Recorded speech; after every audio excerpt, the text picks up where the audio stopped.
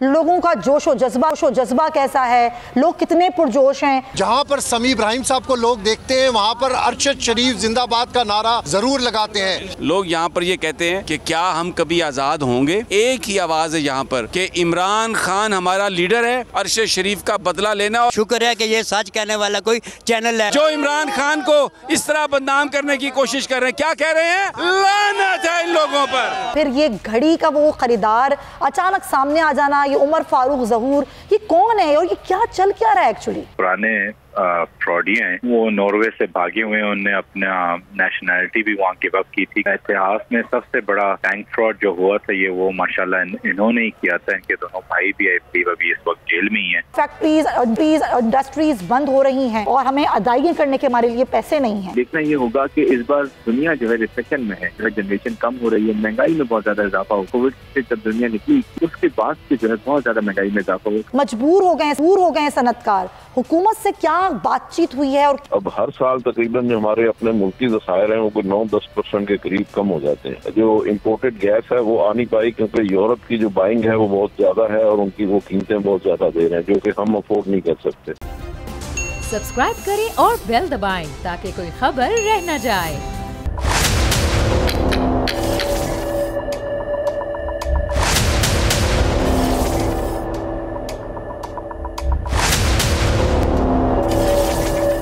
घड़ियों का ताजर या घड़ी चोर,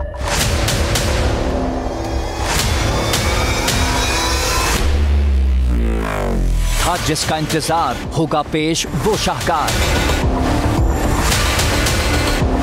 पर्दा उठेगा रात 10 बजे आज बोल्ड न्यूज पर।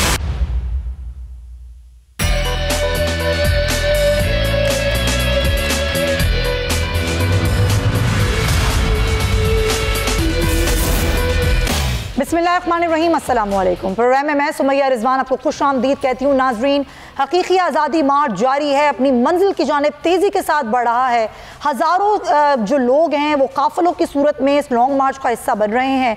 जहाँ जहाँ जिस शहर ये लॉन्ग मार्च पहुँचता है लोगों का वालिहाना इस्तकबाल होता है और लोग खासे पुरजोश हैं। और अगले हफ्ते यानी कि अब इस इतवार को कहा जा रहा है कि खान साहब भी इस लॉन्ग मार्च का हिस्सा होंगे। दीना आज पहुँच रहा है लॉन्ग मार्च का एक काफ़िला जहाँ पर हज़ारों की तादाद में लोग मौजूद हैं और इमरान खान की एक कॉल पर लोग इस लॉन्ग मार्च का हिस्सा बन रहे हैं। हालांकि खुद इमरान खान मौजूद नहीं है लेकिन वो रोज़ खिताब करते हैं, रोज़ लोगों से मुखातिब होते हैं। और आज उन्होंने जो मुल्क की मईशत और जो मुल्क में कर्जा लिया गया है इस 6 से 7 महीने में उसका कच्चा छट्टा खोल के रख दिया है। तो ये सारी सूरत हाल है और दीना से हमारे साथ मौजूद रहीम साहब और अब्बास शब्बीर, हम उनके पास आपको लिए चलते हैं। सबसे पहले समी इब्राहिम साहब, आप यहाँ मौजूद हैं और इससे पहले जितने भी लॉन्ग मार्च की सारी सूरत हाल रही आपने लम्हा बलम्हा हमारे नाज़रीन को आगाह किया। लोगों का जोश व जज्बा कैसा है, लोग कितने पुरजोश हैं, जरा बताइएगा। अब्बास शब्बीर, क्या सूरत हाल आप लोग दोनों देख रहे हैं? जी थैंक यू वेरी मच। बिस्मिल्लाहिर्रहमानिर्रहीम। इमरान खान का खिताब ख़त्म हो गया है। समी इब्राहिम साहब मेरे साथ मौजूद हैं। अरशद शरीफ शहीद को लोग नहीं भूल पा रहे। जहाँ पर समी इब्राहिम साहब को लोग देखते हैं वहाँ पर अरशद शरीफ जिंदाबाद का नारा ज़रूर लगाते हैं। अरशद शरीफ को लोग नहीं भूल पा रहे। समी इब्राहिम के साथ लोग क्यों खड़े हैं कि समी इब्राहिम हक सच की बात कर रहे हैं, बोल्ड न्यूज़ हक सच की बात कर रहे हैं। इसलिए ये आवाम आप देखें कि नारे लगाती है। जहाँ पर भी देखते हैं इमरान खान का खिताब ख़त्म हो गया लेकिन अवाम जमे गफ़ीर इस वक्त भी यहाँ पर मौजूद है जो इमरान खान का खिताब सुनने के लिए दीना में मौजूद था। हकीकी आज़ादी का ये मार्च दीना से अब अपना अगला सफ़र गुजर खान की तरफ तय करेगा। समी इब्राहिम साहब मेरे साथ मौजूद हैं। लोगों के साथ बात करना चाहते हैं क्योंकि लोग समी इब्राहिम साहब को नहीं छोड़ रहे। समी साहब, ओवर टू यू। बहुत शुक्रिया। अच्छा, ये यहाँ पर जो लोग हैं ये मैं इनसे कुछ सवाल करूँगा। यहाँ पर लोग मुझे गले मिले हैं और मैंने लोगों की आंखों में आंसू देखे हैं और लोग मुझसे सवाल करते हैं कि क्या हम अरशद शरीफ के कातलों को कभी पकड़ सकेंगे। मैं उनसे ये कहता हूँ कि जब हकीकी हुकूमत आएगी हम उन्हें पकड़ सकते हैं और इसीलिए ज़रूरी है कि हर बंदा रावलपिंडी पहुँचे, हर बंदा इस्लामाबाद, जो खान की जो अपील है, जो कॉल है लॉन्ग मार्च की, हर बंदा उस पर वहाँ पहुँचे। अगर लोगों का एक समंदर और जम्मे गफ़ीर वहाँ पर हुआ तो हम अरशद शरीफ के कातलों को भी ढूंढेंगे और इसके साथ साथ जो लोगों को हकीकी आज़ादी चाहिए वो भी हम उसको भी हासिल करेंगे। लोग एक और सवाल करते हैं, मैं आपको बताऊँ, लोग यहाँ पर ये कहते हैं कि क्या हम कभी आज़ाद होंगे। वो ख्वाब आज़ादी का हमारा पूरा होगा। यहाँ पर बुज़ुर्ग हैं जिन्होंने फैज़ की नज़में हाथ में पकड़ी हुई हैं, नौजवान हैं जिन्होंने इमरान खान के लिए अपने तराने खुद लिखे हैं। एक बुज़ुर्ग ने मुझसे कहा कि मैं लंदन से आया हूँ, ये दीना जेलम का ये इलाका है, बहुत सारे लोग यहाँ पर बाहर रहते हैं और बहुत बड़ी तादाद में लोग फ़ौज में हैं। तो ये जो सारी फैमिलीज़ आप देख रहे हैं, ये हमारे जो फ़ौजी लोग हैं, ये उनकी फैमिलीज़ हैं, बहन भाई बच्चे उनके सारे उसी में हैं। एक ही आवाज़ है यहाँ पर कि इमरान खान हमारा लीडर है और पाकिस्तान को हकीकी आज़ादी चाहिए, अरशद शरीफ का बदला लेना। और दूसरी बात, इमरान ने जो कहा अमर बिल मारूफ व नही अनिल मुनकर, लोग जो हक सच की बात कर रहे हैं उनके साथ खड़े हैं, उन चैनल्स के साथ खड़े हैं जो हक सच की बात कर रहे हैं। मैं यहाँ पर लोगों से सवाल करूँगा और इनके ये साहब एक सबसे पहले ये फैज़ की एक नज़म इनके हाथ में है, ये चंद शेर उसके पढ़ना चाहते हैं। जी जनाब। जिस देश से माओ बहनों को अगयार उठा के ले जाएं, जिस देश से कातल गुंडों को इशराफ उछड़ा के ले जाएं, जिस देश की कोर्ट कचहरी में इंसाफ टकों पर बिकता हो, जिस देश का मुंशी काजी भी मुजरम से पूछ के लिखता हो, जिस देश के चप्पे चप्पे पर पुलिस के नाके होते हो, जिस देश के मंदिर मस्जिद में हर रोज धमाके। बस मैं चंद चाहता था कि आप शेर पढ़े। मेरी बात यह है कि मैं पेरिस फ्रांस से आया हूँ, मेफेयर गार्डन रेस्टोरेंट का मालिक हूँ। भाइयों डरो नहीं, और हम हर वक्त शुक्र अल्हम्दुलिल्लाह के बोल न्यूज़ हमारे पास है। बीमारों का, मरीज़ों का जो बेड पे लेटे हुए हैं वो इसको सुनते हैं, और शुक्र है कि ये सच कहने वाला कोई चैनल है। दूसरी तरफ शैतानों का सारी। जी आप क्या कहेंगे जी? बिस्मिल्लाह, अय्या का नाबुद व अय्या का नस्तईन। इंसान को तो बेदार हो लेने दो, हर कौम पुकारेगी हमारा है उसे। ये जनाब जज्बात हैं। अच्छा ये नौजवान आप क्या कहते हो भाई? सर बात ये है, इन्होंने देखे कितने हथकंडे अपनाए। इनके पास आज आके 35 साल के पॉलिटिकल इमरान खान करियर में अगर इनको तोशा खाना मिला है तो लानत है इनकी सियासत पे। तोशा खाना की वो चीज़ें जो कानूनी हैं, और ये लोग कह रहे हैं कि लानत है इन लोगों पर, लानत है इन लोगों पर जो इमरान खान को इस तरह बदनाम करने की कोशिश कर रहे हैं। क्या कह रहे हैं? लानत है इन लोगों पर। जी आप क्या कहते हैं? सर मैं ये कहता हूँ कि 20 साल से हम ये स्ट्रगल कर रहे हैं सर। जो आज तक जितने दौरों पर बात की जाए जी तौहीन है, जो 14 करोड़ की आवाम की हो रही है, ये तौहीन नहीं है और क्या है? बिल्कुल ये बात सही। अच्छा आप क्या कहते हैं जी? समी इब्राहिम साहब, पहले हम आपको दीना में खुश आमदीद कहते हैं, और बोल न्यूज़ ने जो इस इम्पोर्टेंट हुकूमत की सख्तियों के बावजूद भी लगातार मीडिया की आज़ादी और तहरीक इंसाफ का नैरेटिव अवाम में पहुँचाया है। हम आपको तहे दिल से शुक्रगुजार हैं, और इस इम्पोर्टेंट हुकूमत की सख्तियों के बावजूद भी बोल न्यूज़ की कवरेज लगातार ये जज्बात हैं। अच्छा अब मैं यहाँ पर जी अच्छा हाँ अच्छा ये एक तराना एक नौजवान का। जी ਵੈਰੀਆਂ ਫਾਇਦਾ ਪੂਰਾ ਚੱਕਿਆ ਆ, ਟਰੱਕ ਚੱਲਦੇ ਹੋਏ ਹੋਲੀ ਦਾ, ਨਾ ਹੀ ਸਾਨੂੰ ਡਰਿਆ ਮੌਤ ਦਾ, ਨਾ ਹੀ ਵੈਰੀਆਂ ਵੱਲੋਂ ਚੱਲਦੀ ਗੋਲੀ ਦਾ। ਹੋਵੇ ਨਾ ਮੁਕਾਬਲਾ ਤਾਂ ਫਿਰ ਨਹੀਂ ਉਮੀਦ ਦਾ, ਪਹਿਲੇ ਵੀ ਸੀ ਜਿੱਤਿਆ ਤੇ ਐਤਕੀ ਵੀ ਜਿੱਤੂਗਾ। ਗਿੱਲ ਨੂੰ ਪਸੰਦ ਗਿੱਲ ਉਹਦੇ ਉੱਤੇ ਲਿਖੂਗਾ। ਮੁਲਕ ਦੀ ਗੱਲ ਕਰੇ ਦੁਨੀਆ 'ਚ ਆਪ ਹੋਏ, ਜਿਹਦੀ ਕਪਤਾਨੀ ਵਿੱਚ ਜਿੱਤਿਆ ਸੀ ਕੱਪ ਹੋਏ, ਉਹਦੇ ਨਾਮ ਹੀ ਉੱਤੋਂ ਇੱਕ ਸ਼ਹਿਰ ਆਬਾਦ ਆ। ਸਾਨੂੰ ਲੀਡ ਕਰਦਾ ਜੋ ਚੌਧਰੀ ਫਵਾਦ ਆ, ਪਹਿਲੇ ਅਸੀਂ ਆਉਣਾ ਤੁਸੀਂ ਆਉਣਾ ਫਿਰ ਬਾਅਦ ਆ। ਸਾਨੂੰ ਲੀਡ ਕਰਦਾ ਜੋ ਚੌਧਰੀ ਫਵਾਦ ਆ। ਪਿੰਡ ਉਹਦੇ ਉੱਤੋਂ ਰੱਖੀ ਇੱਕ ਜਿੱਤਣੇ ਦੀ ਉਮੀਦ ਆ। ਪਿੰਡੀ ਤੋਂ ਬਿਲੋਂਗ ਕਰੇ ਸ਼ੇਖ ਰਸ਼ੀਦ ਆ। ਤੁਸੀਂ ਵੀ ਉਹ ਫੈਨ, मैं भी फैन इमरान ਦਾ, ਵਿਕਦਾ ਕਰੋੜਾਂ ਵਿੱਚ ਸੈਨ इमरान ਦਾ। बिस्मिल्लाहिर्रहमानिर्रहीम। मैं अरशद भाई के बारे में बात करना चाहता हूँ कि हमें इंसाफ चाहिए, हमें कुछ नहीं चाहिए, हमें इंसाफ चाहिए, और उसका खून रहेगा नहीं जाना। अल्हम्दुलिल्लाह रब्बिल आलमीन। देखिए हम इमरान खान के साथ क्यों हैं?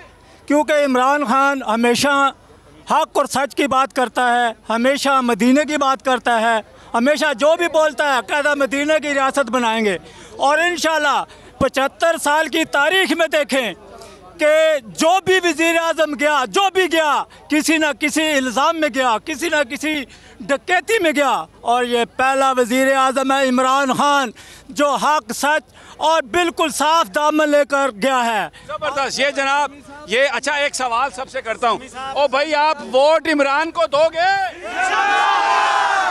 अच्छा एक और सवाल है, क्या जब इमरान कॉल देगा तो सारे पिंडी पहुंचोगे? अच्छा आप ये मुझे बताइए कि ये जो प्रोपेगेंडा है तोशा खाना और ये, क्या आप इसको मानते हैं?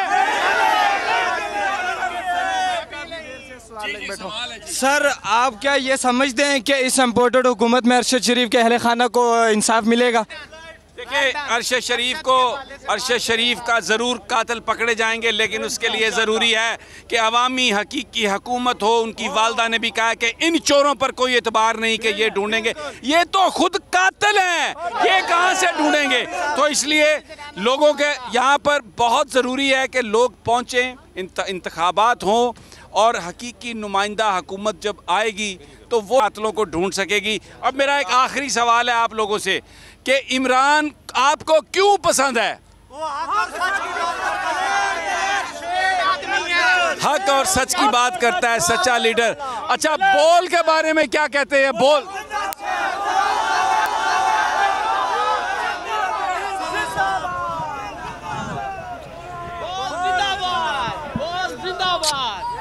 लोग बोल को चूम रहे हैं, बोल न्यूज़ जिंदाबाद।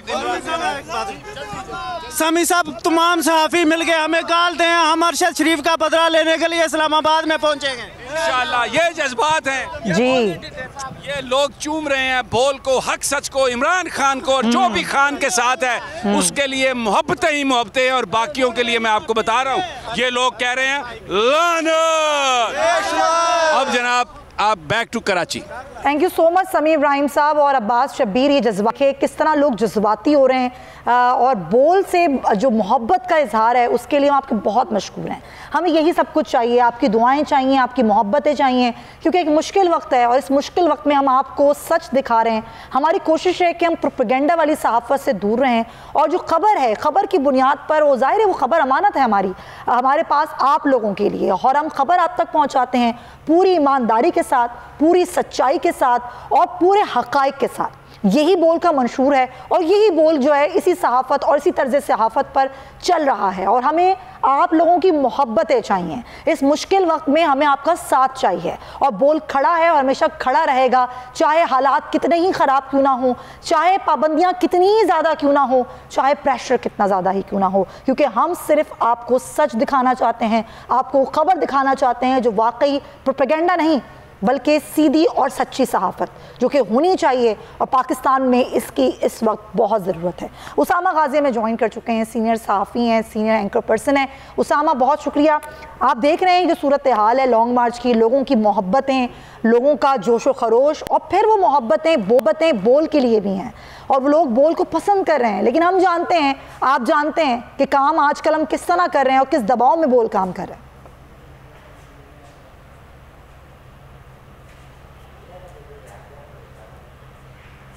उसामा अनम्यूट कीजिएगा अपना माइक। मैं माफी चाहता हूँ। हाँ जी, मैं अर्ज कर रहा था कि बोल न्यूज से लोगों की मोहब्बत इसीलिए है कि आप देखिए कि लोगों की जो उमंगे हैं, लोगों की जो सोच है, लोग जो कहना चाहते हैं, बोल न्यूज वो दिखाता है, लोगों का तर्जुमान है और इसी वजह से फिर दबाव का शिकार है। आप देखिए कि इस वक्त पाकिस्तान में व्यूअरशिप के जो रिकॉर्ड नजर आ रहे हैं, बोल न्यूज हमेशा लोगों के दिलों में घर कर चुका था, लेकिन अब डिजिटल मीडिया का जिस तरह दौर आया तब वो जो रेटिंग के जाली सिस्टम थे, अब उसके तहत अब आप किसी चैनल को उठा दिया, हुकूमत की हिमायत कर रहा है तो उसको जनाब दिखा दो, उस पर इश्तिहारों की बारिश कर दो, अब वो नहीं चलता काम। अब डिजिटल मीडिया का दौर है, उसमें पता लग जाता है कि सबसे ज्यादा बोल न्यूज देखा जा रहा है। तो आप देख, जब आप माइक लेकर जाते हैं, सड़कों पर जाते हैं, ये आप देखें कि उनके सामने माइक करे तो वो बोल न्यूज का माइक देखकर किस तरह के जज्बात का इजहार करता है कि हमारी तर्जुमानी, हमारी सोच तो बोल न्यूज पहुंचा रहा है, और इसी वजह से उसके गिर्द घेरा तंग करने की कोशिश की जाती है और ये माजी में भी होता रहा है। और अल्हम्दुलिल्लाह हर दफा ये कोशिश नाकाम हुई है और बोल न्यूज का बोलबाला पहले से ज्यादा हुआ है, अब भी होगा। आप देखिए समी इब्राहिम हो, जितने भी हमारे रिपोर्टर्स जाते हैं, या समी साहब तो हमारे सीनियर है, जमीन फारूकी उस दिन बता रहे थे ट्रांसलेटर ने कितनी उनसे मोहब्बत का इजहार किया, इमरान रियाज को आप देखिए कि वो कितना एक तो ऐसे होता है पाकिस्तान में एक सेलिब्रिटी, एक हीरो बन चुके हैं। अरशद शरीफ शहीद है, वो बोलिंग टीम का हिस्सा बन चुके थे। तो इसलिए आप देखिए कि इसमें एक से बढ़कर एक नाम है और फिर लोगों की बालिहाना मोहब्बत। और उसकी वजह यह है कि जहां कहेंगे, आप देखिए ना, इस वक्त बड़ी जमात तहरीक इंसाफ है और वो एक लॉन्ग मार्च कर रहे हैं इमरान खान पर, जिस तरह कातिलाना हमला हुआ, जो केसेस उन पर बनाए गए। तो अब बोल न्यूज तो उनको भी दिखा रहा है। लॉन्ग मार्च पीपल्स पार्टी ने किया था, मुझे याद है, तब भी उसकी कवरेज की, बिल्कुल दिखाई थी। लॉन्ग मार्च हम उसकी कवरेज कर रहे हैं। तो लोग जो निकल रहे हैं बाहर, क्या हम उसको ना दिखाएं? तो बाकी उस तरह से कवरेज नहीं करते। अच्छा उसामा, एक चीज आपने बड़ी अच्छी की, एक आपने बहुत अच्छी बात कही, वो ये कि अभी डिजिटल मीडिया का दौर है, कुछ भी छुप नहीं पाता आवाम से। अगर आप कुछ छुपाने की कोशिश भी करते हैं, जैसे कि हमने स्टैंड लिया अपनी खबर पर। जब अरशद शरीफ शहीद हुए तो बहुत सारे चैनल्स ने कहा कि जी हादसा है, और काफ़ी अरसे तक हादसा बना के खबर को बनाते रहे, लेकिन बोल इस बात पर खड़ा रहा कि ये हादसा नहीं है, बल्कि ये कत्ल है और कत्ल किया गया है, शहीद किया गया है अरशद शरीफ को। फिर इमरान खान पर कातिलाना हमला हुआ, उस पर भी आप देखें किस तरह प्रोपेगेंडा किया गया मुख्तलिफ चैनल्स पर, लेकिन बोल खड़ा रहा। तो सच्चाई तो कभी छुपती नहीं है, हालांकि नुकसान भी बर्दाश्त किया। बोल को बार बार बंद किया जाता है, बोल को गैर एलानिया तौर पर बंद कर दिया जाता है, कई शहरों में बोल नहीं आता, फिर भी बोल सच दिखाना चाहता है अपने अवाम को। तो मियां बिल्कुल सही बात आपने की। और देखिए कि फिर ये जो आपने सच वाली बात की, फिर यही तो बात है कि कितनी बड़ी ये अचीवमेंट है, कामयाबी है कि उसके बाद वज़ीर दाखिला बैठकर ये कहे कि हाँ ये टारगेट किलिंग थी, ये शहीद किया गया अरशद शरीफ को। ये कोई छोटी बात है। फिर इस्लामाबाद हाई कोर्ट के रिमार्क्स आए हैं कि ये अरशद शरीफ साहब की शहादत का ये जो कत्ल है, इसका ट्रायल पाकिस्तान में हो सकता है। फिर आप देखिए मुसलसल कवरेज की वजह से ये मुमकिन हुआ कि अरशद शरीफ साहब की वालिदा को, वो हम सब की माँ है, कम से कम उनको अपने बेटे की, शहीद बेटे की पोस्टमार्टम रिपोर्ट तो पहुंची। अब सही बात है। तो ये हम कहीं पीछे नहीं हट रहे, हम मुसलसल वो आवाज उठा रहे, हम मुसलसल ये बात कर रहे हैं। इस मुल्क के साथ, इसकी आवाम के साथ, हमारे साथियों के साथ जहां जुल्म होता है, जहां गलत होता है, हम उसकी बात करते हैं और उसके लिए हमें दबाव बर्दाश्त करना पड़ता है। उसके लिए आप देखिए समी साहब जैसे लोगों को केसेस बर्दाश्त करने पड़ते हैं, उसके लिए जमील फारूकी को गिरफ्तारी से गुजरना पड़ता है। इसी तरह से हमारे दीगर जर्नलिस्ट को थ्रेट है। आज इमरान रियाज साहब को आप देखें, उनके लिए आसान नहीं है, बड़ी मुश्किलात है, कई मुश्किलात ऐसी है जिनका मैं जिक्र नहीं कर सकता। उनको उनकी फैमिली को बहुत सी मुश्किलात का सामना करना पड़ता है। लेकिन आप देखिए कि जब इमरान रियाज को आप बता रहे थे ट्रांसमिशन में, आप शायद उस वक्त भी साथी को कहते थे टीम मुझे कहती अब हमें स्क्रीन पर नहीं आना चाहिए, बड़ा मसला होगा। कई चैनल्स ने रिफ्यूज कर दिया, पहले बुलाकर खुद बुलाया और सारा जी, और उसके बाद कहा जी हम आपको ऑन एयर नहीं कर सकते। तो बोल न्यूज ने ये काम किया है। तो जाहिर है कि फिर उसके बाद जब आप सच का अलम बुलंद करते हैं, जब आप निकलते हैं, आप हक बात करते हैं, तो उसके लिए मुश्किलात तो आती हैं। बिल्कुल मुश्किलात आती हैं, और ये मुश्किलात सहाफ़ी इसलिए बर्दाश्त कर रहे हैं। आप हो गए, हम सब हो गए, समी इब्राहिम साहब हो गए, इमरान रियाज हो गए, जमील फारूकी हो गए, क्योंकि हमें पता है हमारे पीछे कौन खड़ा है। हमारे पीछे शुएब शेख साहब हैं, और वो जिस तरीके से स्ट्रेंथ देते हैं अपने एम्प्लॉयज़ को, जिस तरीके से हौसला देते हैं, ये आसान काम नहीं होता। बिजनेस में लॉस कोई नहीं करता, लेकिन लॉस बर्दाश्त करते हुए भी बोल ने हमेशा सहाफ़ियों का साथ दिया है, सहाफ़त का साथ दिया है। आगे बढ़ते हैं, और जो सूरत हाल है ज़ाहिर है आप सबके नज़रीन, और तोशा खाना वाला मामला जिस पर अब इमरान खान कह चुके हैं कि हम ना सिर्फ पाकिस्तान बल्कि लंदन में भी केस करेंगे इस सारी सूरत हाल पे जो प्रोपेगेंडा फैलाया जा रहा है। दूसरी तरफ इमरान खान का लॉन्ग मार्च भी बढ़ रहा है आगे। तो उसामा, अब ये तोशा खाना जिस पे कल भी हमने गुफ्तगू की, एक कानून है तोशा खाना का, और इस कानून के तहत सिर्फ इमरान खान नहीं बल्कि हमने अगर देखें पिछली हुकूमतों में कुछ चीज़ें रिकॉर्ड पर हैं कि 15% देकर चीज़ें ली गई, ख़रीदी गई, अपने पास रखी गई, जिसमें गाड़ियाँ भी शामिल हैं। ये तो एक घड़ी का मामला है, और अगर एक चीज़ गलत है तो वो गलत ही है, उसको हम ठीक नहीं कह रहे। लेकिन अगर ये कहा जाए कि जी वो घड़ी ले ली फिर वो वहाँ बेच दी, वो भी सब चीज़ें सामने आ गई। वही बात कि डिजिटल मीडिया बड़ा स्ट्रॉन्ग है और सारी चीज़ें सामने आ गई हैं। क्या लग रहा है ये इस तरह से मामलात को उलझा के फंसा के क्या इमरान खान की मकबूलियत तो कम किया जा सकता है? देखिए 8 महीने हो चले हैं इस हुकूमत को आए हुए, और अभी इनको 8 मिनट नहीं हुए थे तो पहली इनकी सोच यही थी कि इमरान खान का हमने किस तरह से कोई तोड़ निकालना है।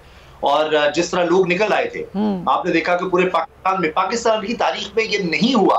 खुद इमरान खान से बयान होकर कहते शायद मेरा ख्याल था इसका 5% होगा। हर शहर में लोग निकल आए, छोटे कस्बों में लोग निकल आए, देहात में लोग निकल आए। तब से अब इमरान खान की पॉपुलैरिटी का मुकाबला किस तरह करना है। तो जैसे जैसे मामला आगे बढ़ते गए, इन्होंने एक एक केस उठाया, दहशतगर्दी का तक मुकदमा बना दिया। आपने देखा कि दुनिया भर में सबसे बड़ी हेडलाइन बन गई कि एक साबिक प्राइम मिनिस्टर है और उस पर जनाब को उसने कोई खुदकुश जैकेट, कोई क्लाशनिकोव, क्या हुआ वो इनको सुखी हुई। फिर उन्होंने ममनुआ फंडिंग का कहा, वो पता लगा कि पाकिस्तानी वो सामने आते गए, उन्होंने कहा जी हमने तो इस तरह भेजे थे, हम कोई फॉरेन एजेंट है, हमें एक आ गए। तो बहुत से केसेस बनाए गए। अब यही बात थी कि बिल्कुल उस तरह से मैं इस पर आपको थोड़ा सा पीछे लेकर जाऊंगा। आप देखिए कि कितनी प्रेस कॉन्फ्रेंस हुई कि ये गुमराह कर रहा है, इमरान खान गुमराह कर रहा है। इसमें मरीम औरंगजेब साहिबा, राना सनाउल्लाह, मियां जवेद लतीफ की पीटीवी पर बाकायदा कि जी ये तो मुसलमान, इस तरह की बातें, गुमराह का लफ्ज आप ज़हन में रखिए, ये बार बार हर एक को जैसे बताया गया कि आपने ये लफ्ज बोलना है और उस पर आगे चलना है। फिर उसके बाद क्या होता है, इमरान खान पर कातलाना हमला होता है और फौरन से जो वीडियो आती है उसमें वो जो पहले लफ्ज बोल रहा है, जुमले बोल रहा है, जो यानी मुल्जिम है, वो क्या कह रहा है, ये लोगों को गुमराह कर रहा था। तो आप ये देखिए कोई बात, इसी तरह से कुछ रोज से ये घड़ी चोर और ये सारा कुछ बनाने के लिए, क्योंकि वो ये साबित करना चाहते हैं क्योंकि हम एवन फील्ड की रसीदें नहीं दे सके, हमारे ऊपर ये पुराने करप्शन के केसेस हैं, तमाम जो पीडीएम में जमातें शामिल हैं उन पर करप्शन के केसेस रहे हैं और बड़े बड़े साल रहे, और फिर आके उन्होंने जो एनआरओ लिया वो नैब से इन सारे केसेस ही खत्म करवा लिए।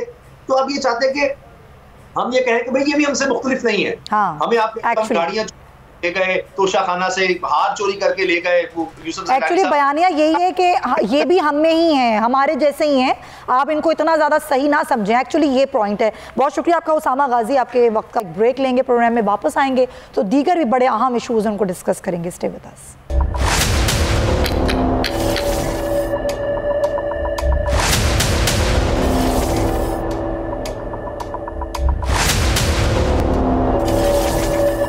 घड़ियों का ताजर या घड़ी चोर,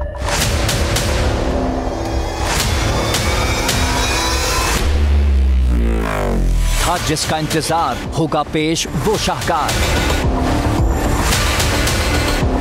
पर्दा उठेगा रात 10 बजे आज बोल न्यूज पर।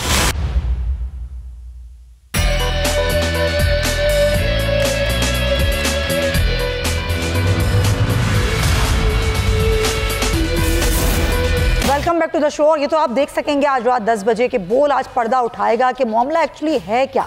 ये तोशा खाना वाला घड़ी का मामला, ये शख्स कौन है, उमर फारूक ज़हूर, ये तो आप देखेंगे ही। लेकिन इस वक्त जुल्फी बुखारी साहब मेरे साथ टेलीफोन लाइन पर मौजूद हैं, उनसे हम ज़रा इस सारी सूरत हाल बात करते हैं। जुल्फी बुखारी साहब बहुत शुक्रिया आपके वक्त का। ये तोशा खाना का मामला, फिर ये घड़ी का वो ख़रीदार अचानक सामने आ जाना, ये उमर फारूक ज़हूर, ये कौन है और ये क्या चल क्या रहा है एक्चुअली? इसमें कोई इतनी बड़ी बात है नहीं। वो एक पुराने फ्रॉडिया हैं, वो नॉर्वे से भागे हुए हैं। उन्होंने अपना नेशनैलिटी भी वहाँ गिव अप की थी क्योंकि नॉर्वे के इतिहास में सबसे बड़ा बैंक फ्रॉड जो हुआ था ये वो माशाल्लाह इन्होंने ही किया था। इनके दोनों भाई भी अभी इस वक्त जेल में ही हैं फ्रॉड के सिलसिले में, और मुल्कों में भी इनके ये कारनामे हैं। तो इनको ज़ाहिर बात इंटरपोल पे रखा गया था और ये आई थिंक इंटरपोल पे थे कुछ महीने पहले, और फिर उसके बाद ये आई गेस इसी चीज़ पे इनको छोड़ा गया था कि फिर आके ये वीडियो करे और बनाएं कि ये इस तोशा खाना की चीज़ पे। लेकिन जब आप एक इतनी बड़ी ट्रांजैक्शन करते हैं जितना ये कह रहे हैं, ये बेसिकली कहना ये चाह रहे हैं कि फराज साहिबा उनके दफ्तर में आई है $2 मिलियन की डील करने में। उस डील के अंदर में उनके पास कोई सीसीटीवी कैमरास, कोई साइंड दस्तखत, कोई लेटर नहीं है। और फिर $2 मिलियन जी फराज साहिबा 2 बैग्स में या 3 बैग्स में डाल के उठा के और बगैर किसी सीसीटीवी कैमरास के अगेन उनके अपने दफ्तर से निकल के इनने इतनी बड़ी ट्रांजैक्शन की है। इनका मसला सिर्फ ये रह गया था कि इन्होंने कोई प्लानिंग नहीं की। इन्होंने उसी दिन 15 नवंबर पे जाके अपनी एक दोस्त की दुकान पे, जो बेसिकली एक वेबसाइट टाइप दुकान है, वहाँ से जाके एक वैल्यूएशन बना ली जिसकी कोई बेसिस नहीं है। और अब जिस दुकान के पास बाद में जो ये घड़ी आई गेस कोशिश की गई थी, जिस डीलर ने इस्लामाबाद में खरीदी, उसने कोशिश की थी कि वो और भी जगह बेच दे, तो उसने कई जगहों पे लगाई थी 2019 में। अच्छा। उनकी वेबसाइट की वो इंस्टाग्राम की सारी डिटेल्स आ गई है, मैंने ट्वीट भी की हुई है कि ये घड़ी फिर आगे फर्दर बिकी $2,50,000 में उस दुकान से 2019 में। तो तो अनफॉर्चुनेटली इन्होंने कोई रिसर्च नहीं की, कोई कोशिश नहीं की कि कोई बेहतर कहानी। लेकिन जुल्फी साहब, ये कुछ सहाफ़ी हैं जो सोशल मीडिया पर आपका नाम ले रहे हैं इस सारे मामले में, तो अब आप क्या कोई कानूनी चाराजोई करेंगे इस पर? देखिए, मुझे नहीं पता कि किन्होंने लिया। आपने जवाब भी दिया उनको? जी, आपने जवाब दिया उनको ट्विटर पे? अच्छा, वो रॉफ क्रॉस नहीं, रॉफ क्रॉस ने तो ऐसे ही मारता रहता ना, उसने इस पे तो इन पर्टिकुलर कोई नहीं बोला। उसने पता है अभी भी कुछ लिखा है कि मैंने कोई 15 घड़ियां ली हैं, या मेरे 15 टोर्स ही नहीं हुई तो घड़ियां 15 कहाँ से आएंगी? पहली बात तो ये तो बात ये है कि जो भी कानून के मुताबिक है वही उसी तरीके से खान साहब की ये जो तोहफा था ये बिका है, इस्लामाबाद में ही बिका है, जो उसके ऊपर कैपिटल गेन्स टैक्स दिया गया है, उनके डिक्लेरेशन में डिक्लेयर्ड एक आइटम है। तो हर कानूनी तरीका इनने आजमाया है, और इन्होंने, मुझे तकलीफ इस चीज़ की होती है कि इन्होंने मतलब मेहनत भी नहीं की कि थोड़ा सा देख लें कि डिक्लेयर्ड है या नहीं, जो अमाउंट का बिका है उसके ऊपर कैपिटल गेन टैक्स दिया है या नहीं, सारी चीज़ें हुई हैं और डेफिनेटली सब चीज़ें आपके पास हैं, ये सब कुछ डॉक्यूमेंट्स हैं। तो अब आप लोग केस जब दायर करेंगे, खान साहब ने कहा लंदन में भी करेंगे, पाकिस्तान में भी करेंगे, तो केस मजबूत है आपका? ये लंदन में भी, दुबई में भी और अमेरिका में भी केसेस दर्ज होंगे। और केसेस में ऑब्वियसली हर चीज सामने भी रखनी पड़ती है, और उसके अलावा इनको भी आना पड़ेगा ना। तो देखें, एक इंसान ने आके ये इल्जाम लगाया और ये झूठ बोला, लेकिन उसने ये भी नहीं सोचा कि लोग उनसे पूछेंगे आगे कि अच्छा कुछ है आपके पास दिखाने के लिए, कोई कॉन्वर्सेशन, अच्छा जी अगर बरा साहब आपके पास आ रही हैं तो कोई बातचीत हुई होगी ना कि आना है, 2 बजे आना है, 3 बजे आना है, कौन सा एड्रेस है, लोकेशन पिन भेज दो, मतलब कोई ऐसी डायलॉग भी होता है, चैट होगी या किसी किस्म की कॉन्वर्सेशन होगी, मतलब कोई चीज होती जो आज सामने रखते सिवाय इसके कहने के कि मेरे पास ये घड़ी है मैंने $2 मिलियन की दी, सिवाय इसके उन्होंने कुछ भी नहीं किया।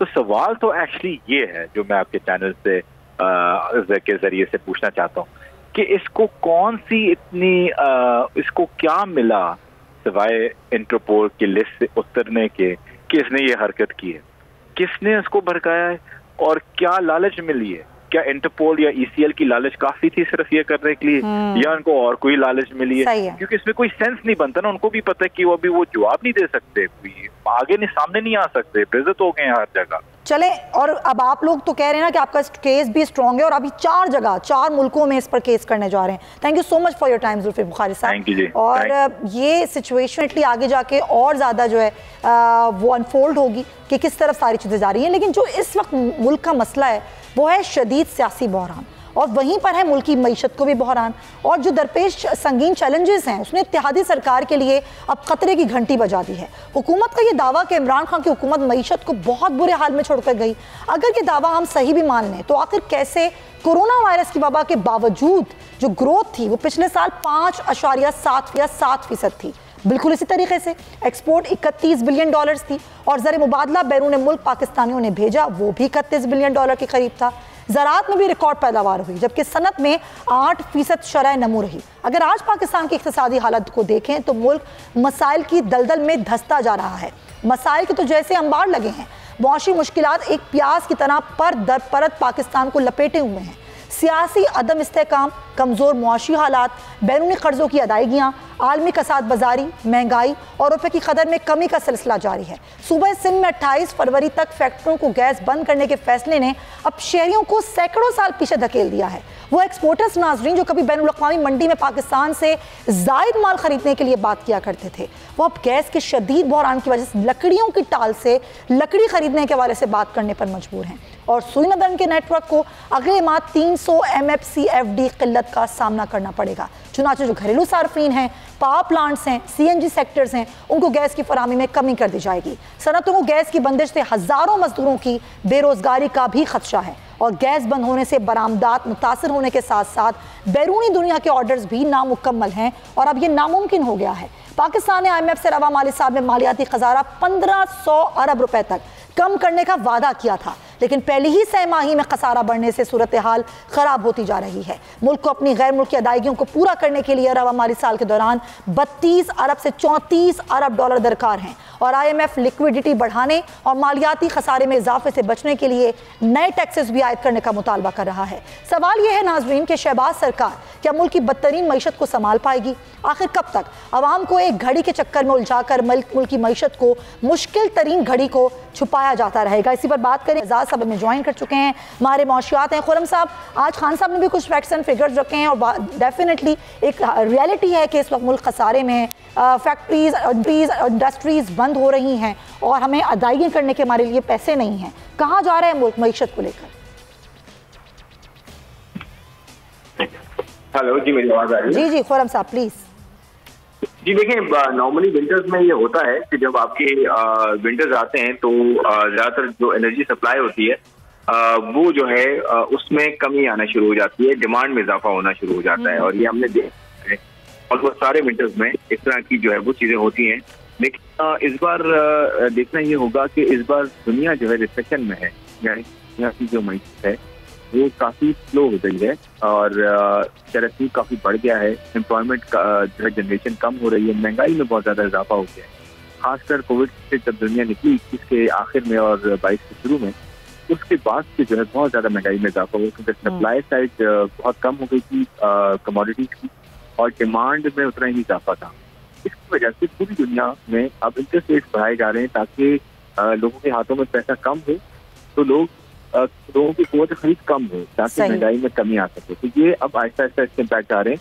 उसकी वजह से हमारे यहाँ भी आपने देखा होगा एक एडिशनल इशू जो है कि पॉलिटिकल अनसर्टेनिटी काफी बढ़ गई है। गवर्नमेंट चेंज हुई है उस वक्त से अभी तक जो स्टेबिलिटी पॉलिटिक्स में आनी चाहिए थी वो नहीं आई। इसकी वजह से तो इकोनॉमी की आपको पता है शिकार हो जाती है इनकंसिस्टेंसी का, और पॉलिसी आप सही से इम्प्लीमेंट नहीं कर सकते। ये बड़ी प्रॉब्लम जो है हमारी मईशत को बहुत ज्यादा इम्पैक्ट कर रही है। लेकिन अच्छी बात यह है जो मुझे सिल्वर लाइनिंग नजर आती है वो ये कि इस विंटर में रिसेशन है कि दुनिया में ग्रोथ के साथ ऑयल प्राइसेस का बढ़ना खतरनाक होता है, लेकिन ग्रोथ जब कम हो जाती है तो ऑयल प्राइसेस में भी उतना डिमांड नहीं रहेगी। इसकी वजह से मुझे लगता है ये विंटर्स हमारे लिए टफ हो सकते हैं, बट इतने टफ नहीं होंगे पिछले 2-3 सालों में। बहुत ज्यादा चले सर, देखते हैं कि क्या सूरत हाल रहती है इन विंटर्स में। Thank you so much for your time. Khurram Shahzad sahab, industries जो बहुत एक बड़ा अहम जो कि बैकबोन होती है इंडस्ट्रीज किसी मुल्क की, वो बंद हो रही हैं, इसी पर हम बात करेंगे। मारूफ सनतकार मियां जाहिद हुसैन साहब हमें ज्वाइन कर रहे हैं। जाहिद साहब बहुत शुक्रिया आपके वक्त का। अब सारी जो सूरत हाल है इस वक्त सनतों की, इस सूरत हाल में जब सनतें नहीं चल रही हैं, बंद हो रही हैं, गैस सप्लाई की शॉर्टेज है, मजबूर हो गए हैं सनतकार, हुकूमत से क्या बातचीत हुई है और क्या सूरत हाल है इस सिचुएशन में? तो 2-3 बातें हैं।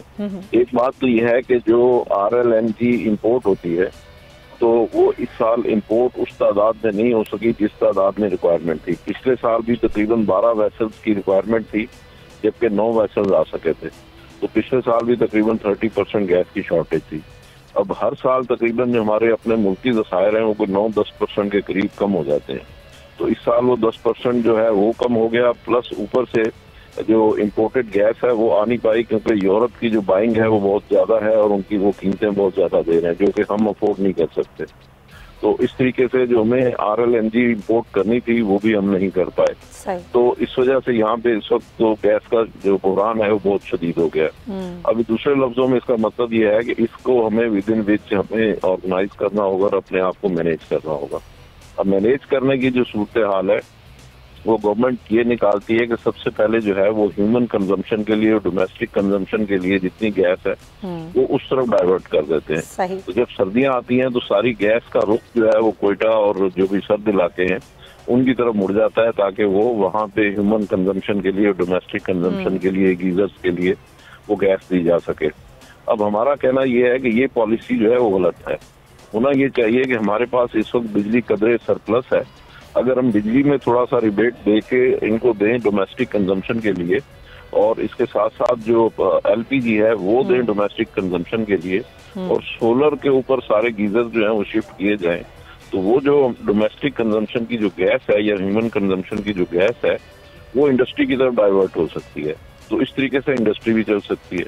लेकिन अब ये जो पॉलिसी है इसकी वजह से इंडस्ट्री को चूंकि गैस नहीं मिलेगी और बिजली और आपने बड़ा तफसील से सारा सिनेरियो भी बताया, कुछ हल भी आपने बता दिए। तो वजीर आजम पाकिस्तान से आपने अपील की है इस सूरत हाल से निपटने के लिए, क्या वजीर आजम हाउस से कोई जवाब आया आपको? देखिए वजीर आजम से तो कोई अभी तक जवाब नहीं आया। अच्छा। लेकिन असल बात जो आउट ऑफ द बॉक्स हम चाह रहे हैं कि कोई इसकी सोल्यूशन निकले वो कोई इतनी मुश्किल भी नहीं है। क्योंकि अगर हमारे पास देखें ना, अगर आपके घर में गीजर है और गीजर को बिजली पे मुंतकिल कर दिया जाए, आपके चूल्हे को बिजली पे मुंतकिल कर दिया जाए, आपको एलपीजी दे दी जाए, तो जाहिर है आपकी खाना भी पकेगा, आपका गीजर भी चलेगा, आपको कोई प्रॉब्लम नहीं होगी। और वो जो गैस आपसे बचेगी वो इंडस्ट्री को दे दी जाए। तो ये एक बड़ा सिंपल सा सोल्यूशन है। अगर इस तरीके से, ये पॉलिसी मैटर है, तो अगर इसमें गवर्नमेंट इसमें इंटरेस्ट ले और इसको फौरी तौर पे इसको नाफिज कर दे। एक चीज और भी है कि इसमें एलपीजी जो है वो महंगी है और जो हमारी सुई गैस है वो सस्ती है। तो तकरीबन 2-2.5 गुना 3 गुना का कीमत का फर्क है। तो वो डोमेस्टिक जो उसकी कॉस्ट होगी वो बढ़ेगी। अच्छा, अब हम जो गैस दे रहे हैं डोमेस्टिक कंजम्पशन के लिए, वैसे भी थ्रो अवे प्राइस पे दे रहे हैं, बहुत ही चीप प्राइस पे दे रहे हैं। अच्छा। उसकी प्राइस भी अगर बढ़ भी जाएगी तो कोई हर्ज नहीं है, और अगर गवर्नमेंट उसको कंपनसेट भी करना चाहे तो कंपनसेट भी कर सकती है। सही। कि उनको उस पे एलपीजी पे कोई रिबेट दे दें, कोई कंसेशन दे दें, सब्सिडी दे दें। इसी तरह बिजली पे जैसे 300 यूनिट्स पे सर्दियों में उसको 500 यूनिट तक कर दें। तो इस तरीके से हमारे जो लोग हैं डोमेस्टिक कंजम्पशन के लिए, उनका काम भी हो जाएगा और इंडस्ट्री भी चलती रहेगी। तो ये कोई इतना मुश्किल सिचुएशन नहीं है कि जिसके ऊपर कोई काम हो ना सके। इसी तरीके से अगर हम सोलर पे मुंतकिल कर दें सारे लोगों को, तो 2-3 महीने में लोग सोलर पे भी शिफ्ट हो सकते हैं। तो ये सारे काम जो है ये डूएबल काम है। और ये सारे काम बड़े इंपॉर्टेंट हैं। मियां जाहिद हुसैन, आप बहुत शुक्रिया आपके वक्त का, अपनी इंपॉर्टेंट बात की है। पॉलिसीज़ बनाना ज़रूरी है। हुकूमतों को चाहिए कि आवाम की फलाह बहबूद के लिए काम करें ताकि आवाम को परेशानी ना उठानी पड़े। प्रोग्राम का वक्त खत्म होता है, अपना ख्याल रखिएगा। अल्लाह हाफ़िज़।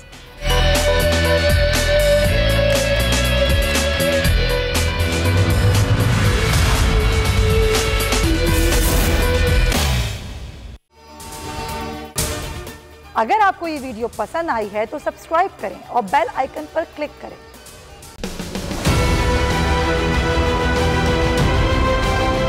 बोल ने हमेशा हक और सदाकत का साथ दिया, सच के साथ खड़ा रहा।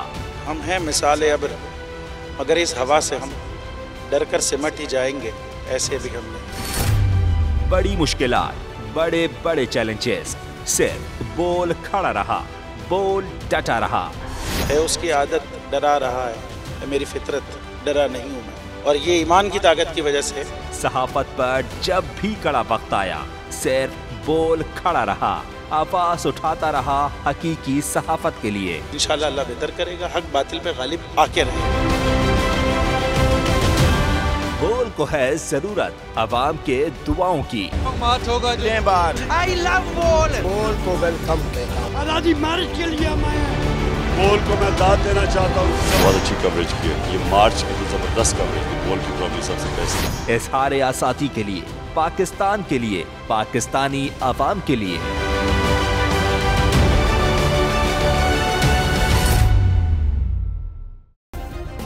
सब्सक्राइब करें और बेल दबाएं ताकि कोई खबर रह न जाए।